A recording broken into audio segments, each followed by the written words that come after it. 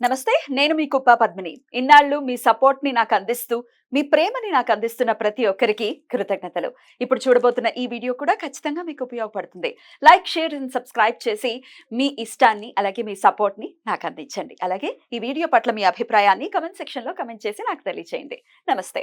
నమస్తే, welcome to our channel. నేను పద్మిని. ప్రస్తుతంతో పాటు ప్రముఖ ఆధ్యాత్మికవేత్త, వాస్తు జ్యోతిష పండితులు, లలిత ఉపాసకులు, వాస్తు జ్యోతిష శిక్షణ నిపుణులు బ్రహ్మశ్రీ నానాజీ పట్నాయక్ గారు మనతో పాటు ఉన్నారు. మాట్లాడదాం సార్. నమస్తే సార్. శ్రీమాత్రే నమః. సార్, భాద్రపద శుక్లపక్ష ఏకాదశి వచ్చేస్తుంది. ఎంత ఫాస్ట్ గా ఎప్పుడు అనుకోవటం మాట.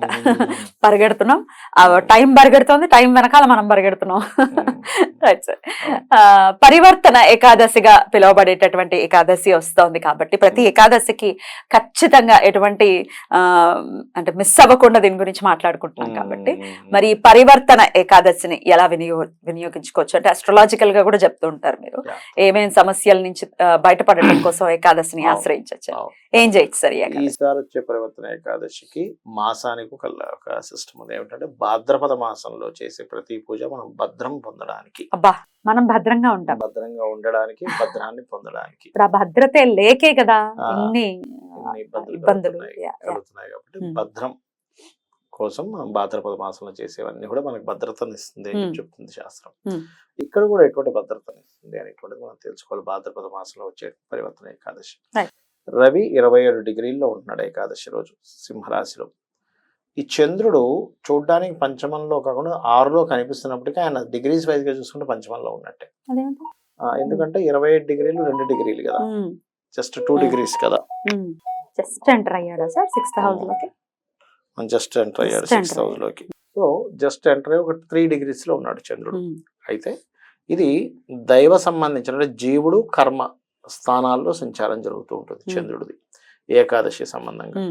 దీనివల్ల ఏమిటి అంటే ఒకటి కర్మ తొలగడము. సహజంగా ఏకాదశి నియమం అనేటువంటిది మనం చాలా వాటి నుంచి చెప్తూనే ఉన్నాం. ఏది వాళ్ళకి పర్టికులర్గా వాళ్ళకి కలిగేటువంటి పాపకర్మలు ఏవైతే ఉన్నాయో అవన్నీ కూడా తొలగించి శ్రీ మహావిష్ణువు పుణ్యాన్ని ఇస్తాడు వాళ్ళ యొక్క ఏకాదశి నియమాలు తీసుకొని చెప్పి శాస్త్రంలో ఉన్నటువంటిది.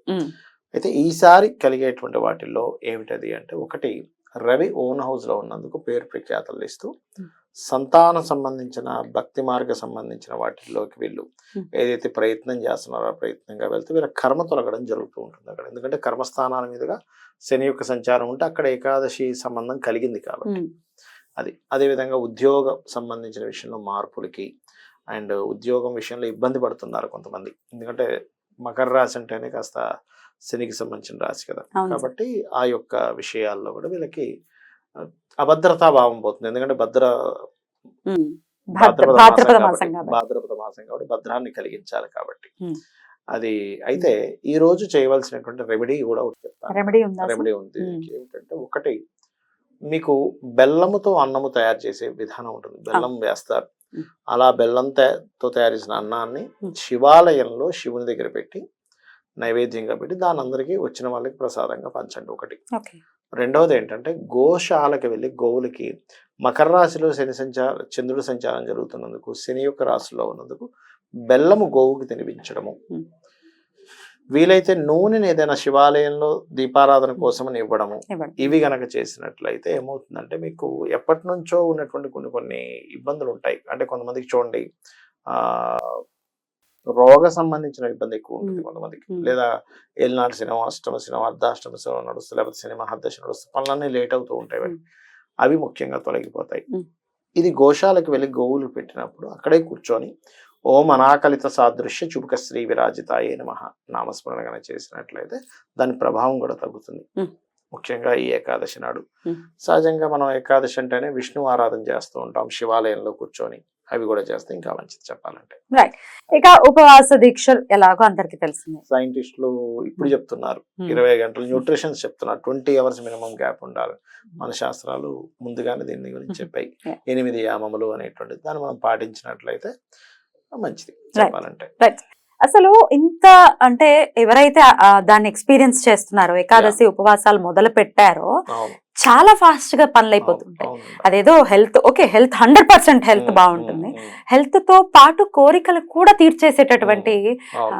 అద్భుతమైనటువంటి తిథి అని చెప్పుకోవచ్చు. అవును. మరుగున పడిపోయింది, అందుకే మ్మ్. సాయశక్తిగా ప్రయత్నిస్తున్నాం ఎలా అయినా జనాలకి ఇది రీచ్ అవ్వాలి. తెలియాలి, అందరూ బాగుండాలి. యా. ఏకాదశి అంటే వదలకూడదు, అమావాస్యకి ఎలా అయితే భయపడతారో ఏకాదశిని అలా ప్రేమించాలి అంతే అంతే అనేది ఒక exactly. భావన సార్. ఏమిటి ఏకాదశికి ఉన్నటువంటి అంత స్పెషాలిటీ, అంత పవర్ ఏంటి? ఉపాసన సిద్ధి కలుగుతుంది ఏకాదశి రోజు. ఎందుకంటే ఆత్మకారకుడు రవి కదా, ఉమ్, రవి ఆత్మకారక స్థానం నుంచి చంద్రుడు మనస్కారకుడు పంచమంలో ఉపాసన స్థానంలోకి వెళ్తాడు. అంటే ఆత్మ మనస్సు ఉపాసన సంబంధించిన విషయాలని ఇమ్యూనిటీని పెంచే స్థానాల్లో చేరుతాయి ఏకాదశి రోజు. అందుకని ఆ రోజు చేసేటువంటి ఉపాసన ఏదైతే ఉంటుందో, అంటే విష్ణువుని తలుచుకుంటూ ప్రతిదీ చేస్తూ ఉంటాం. ఓం నమో నారాయణాయ అనే మంత్రం తిరుగుతూ ఉంటుంది మైండ్లో. అలా ఎప్పుడైతే చాంటింగ్ జరుగుతూ దాంట్లోనే ఉంటాడో తొందరగా వాళ్ళకి మోక్షం కానివ్వండి, ఈ యొక్క కోరికలు నెరవేరడం కానివ్వండి, వాళ్ళు చేసేటువంటి పూజా ఫలితం సిద్ధించడం కానివ్వండి, ఇవన్నీ జరుగుతుంటాయి. అయితే ఇక్కడ ఒక విషయం చెప్పాలి.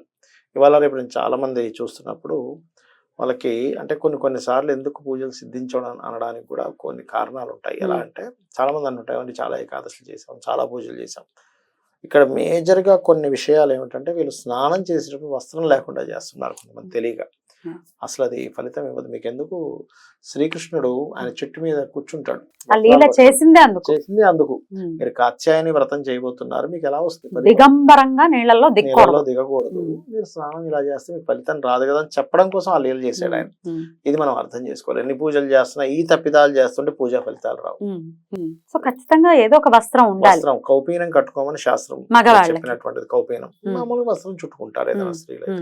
ఇవాళ రేపు ఇంకా కౌపీనం రాదు, కనీసం ఆ ఇన్నర్ వేర్ ఉంటుందిగా, దాంతో టవల్తో జనరల్ గా టవల్తో స్నానం చేస్తారు. స్నానం చేయాలి యాక్చువల్ గా. అది ఎప్పుడైతే అగ్నిదోషం ఏర్పడుతుంది, అగ్నిదోషం ఎప్పుడైతే ఏర్పడుతుందో అగ్ని ముఖము ద్వారా దేవతలు వస్తారు మన దగ్గరికి. ఆ దేవత అనుగ్రహం కలగదు మనకి. అది దీన్ని అసలు ఎంతమంది చేస్తున్నారో ఏంటో తెలియదు. మొలతాళ్ళు కూడా ఉండట్లేదు ఆఖరికి. ఎంత పెద్ద దోషం అంటే, ఒక మొలతాడు మనం ఏదో మొలతాడు కట్టేస్తున్నాం, ఏదో ప్యాంట్ వేసుకోవడానికి అనుకుంటున్నాం కానీ కాదు. నెగటివ్ ఎనర్జీ రాకుండా కాపాడుతుంది మొలతాడు. వాళ్ళ చుట్టూ పిశాచ ఎనర్జీ ఏదైతే ఉంటుందో, పిశాచ ఎనర్జీ రాదు తెలుసా వాళ్ళకి. ఏ కలర్ సార్? Black red? ఆడపిల్లలు చిన్న పిల్లలకి అంటే పెద్ద మనిషి అవన్న వరకు కూడా కడతారు కదా ఆడపిల్లలకు కూడా. ఖచ్చితంగా ఉండాలి. మగవాడికి ఉంటుంది.